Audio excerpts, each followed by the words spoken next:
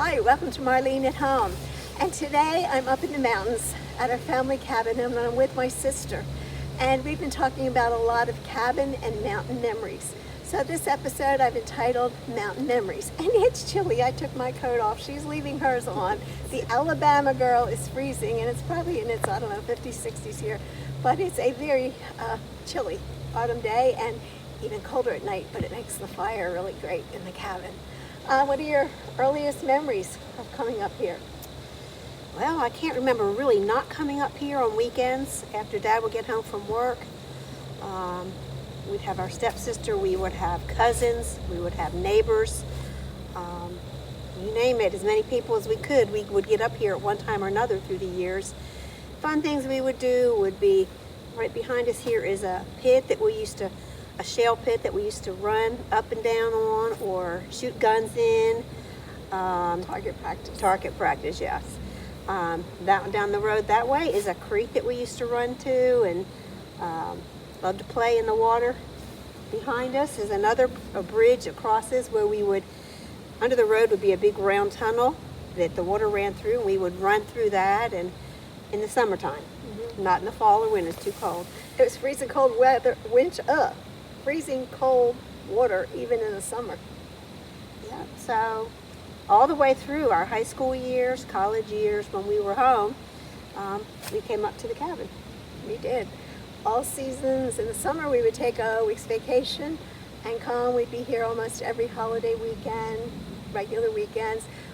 As I mentioned before, once we got into high school, we were both real involved in our high school band.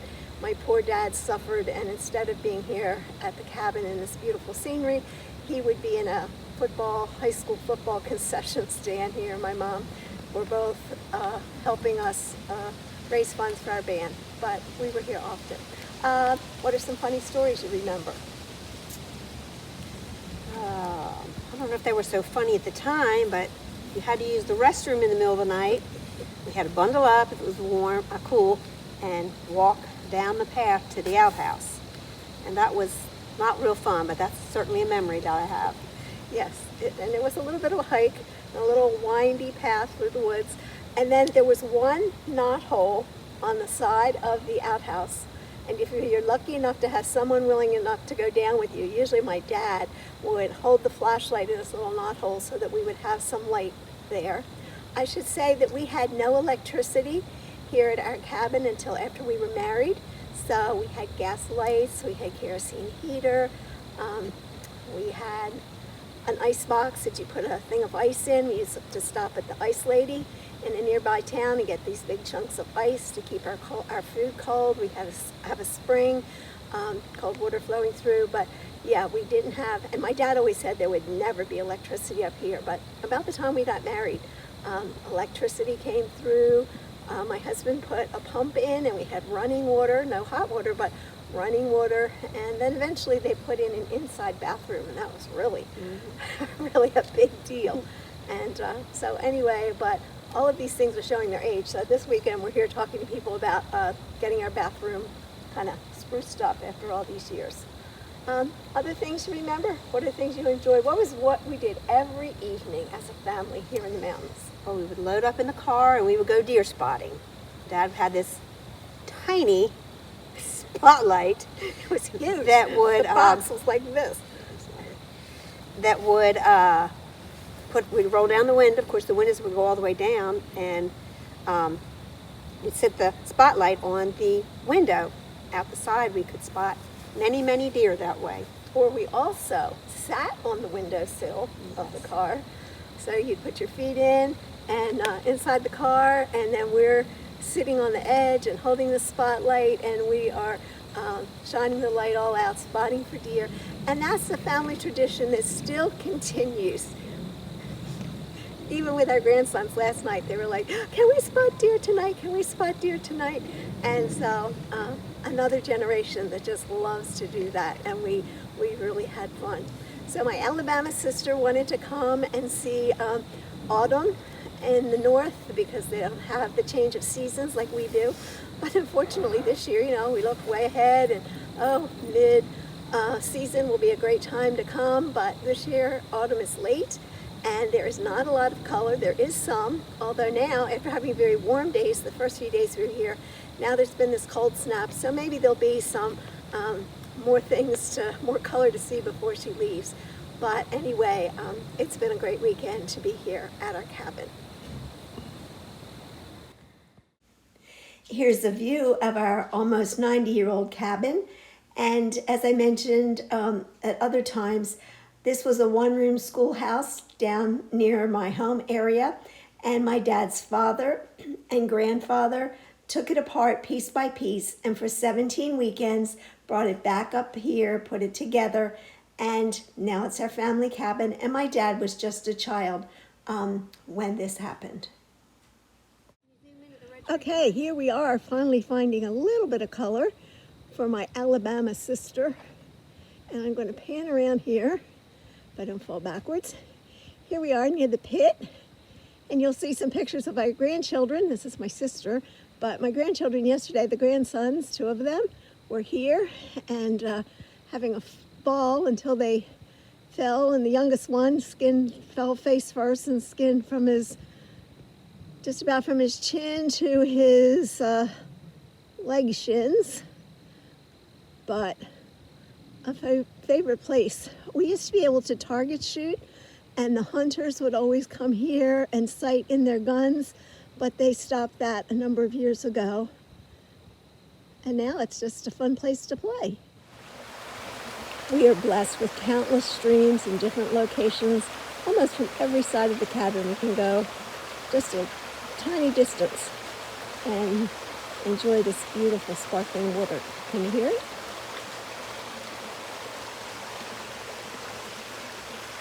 And here is my husband out just trying his hand out. Is there anything in the stream? He's been out yesterday and today with my grandsons. Every morning they're like, "Pop, can we go fishing? Pop, can we go fishing?" I said, all we need now is a deer to come in the background. It would be the perfect thing for this video. Of course, we do have bear in the area. Don't see them very often, but be just my luck. We'd see one today while I'm filming. So, the cameraman is getting down to serious business. He loves the great outdoors, loves being up here, fishing, hunting. It's neat how the sun is coming through the trees, reflecting down on the water. As kids, we would play in all these streams, even in the dead of summer. Oh, that water is freezing. My husband says he likes to look for pools of water. Let's see if I can get around this tree.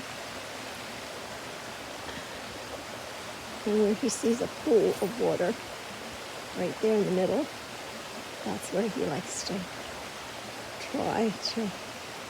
Cindy, what did our grandson say yesterday when they went fishing? What did they say about catching? He caught a bite. Oh, he caught a bite. That's what he said. My husband caught a bite. We're like, okay, what's catching a bite? They came home empty-handed, but Papa caught a bite. Here's another view. A tree that went down. Maybe caused some little dams here and there. Might be some good fishing spots. My grandkids love to come in the summer, walk across the stones, fall in. We keep their shoes on them. And then, of course, when everybody comes home, check everybody for ticks. We got a tick off my grandson yesterday.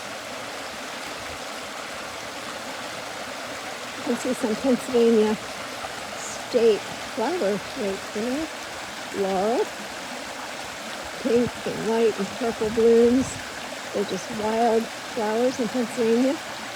Mountain laurel, it's called.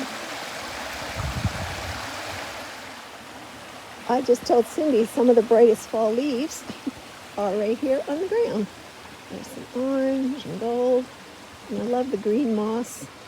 It's so nice to step on because there's so much mud with all the rain we had last week. So some of the brightest colors right now, plus they're wet. There's another big laurel bush hanging over the water. sunlight in the background.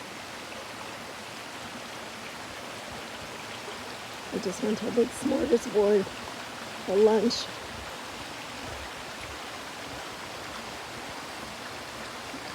And the sunlight coming through the trees. And one of my grandson Cohen's favorite things to do in the mountains is to take our dog Cooper for a walk or a run or up and down in the shale pits, sliding and running crazy. And Cooper loves it and Cohen loves it. And here's a picture of our youngest all the way at the top, Josiah, and our oldest, Cohen, trying to get there. Of course, as I mentioned, Josiah found out that the quickest way to come down is not the best way. Somehow he slipped coming down and he just slid all the way down, and he really skinned himself up, his tummy, everything. But he's such a trooper. He's like, I'm okay. But we were all like, ooh, ouch, just looking at him. As you learned in another episode, we are a family of Penn State fans, and the boys had a great time going to State College, and here they are climbing on the Nittany Lion. Then they went in some buildings, and they found another picture of the Nittany Lion.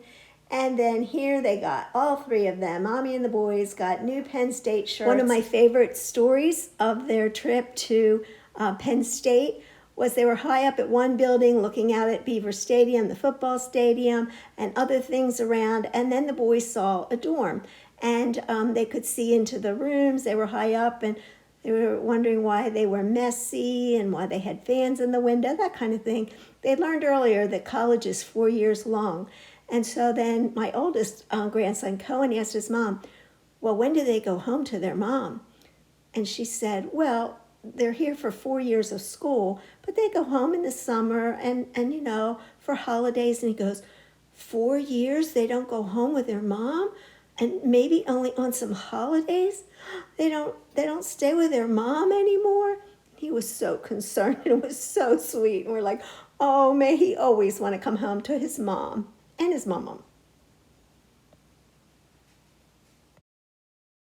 After a busy day, here they are relaxing. Of course, they grab Hub-Up's phone at every chance. And here they're also modeling their new Penn State socks. And here's Cooper. He's glad for the rest, too. A few minutes of quiet on the rug while the boys are playing video games. Josiah, he just loves sitting in front of the fire. He was so intent. He didn't even know I got these pictures, but it was so sweet. A little bit later, we joined our Amish friends, and our oldest Amish, we call him grandson, took Cohen on a ride or sat him on a pony, and Cohen was loving this. But just a second after this picture, the pony threw him off, and Cohen was very, very shocked. Here's some pretty views of the farmland, looking into the mountains, and the mountains into the farmland. And any tree that had color, we had to take it so Cindy could say she saw some autumn colors up here in the northeast. And one of the reasons they came at this time of year. And she was saying that she hasn't seen any red or bright orange. So as soon as we saw this, we took its picture. Here we are at another part of the stream, a bridge right close to our cabin that we're very familiar with, except this just opened this week. It's a new stone bridge. It used to be a wooden bridge, and so it's been fun for us, first of all, have use of this road, but also to see this beautiful new stone bridge. And I have to welcome my sister and thank her for being with me again on Marlene at Home, and thank our viewers too for watching. We really appreciate all of you that have watched and sent comments or emails, or just faithfully listen and never comment. That's fine too.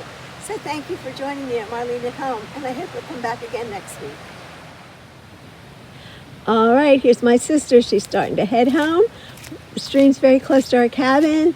She's headed home first. She's walking ahead of me, and we've just had a beautiful time at the cabin. Of course, she's freezing, a little chilly, but anyway, we've loved it, and we head home in a day or two.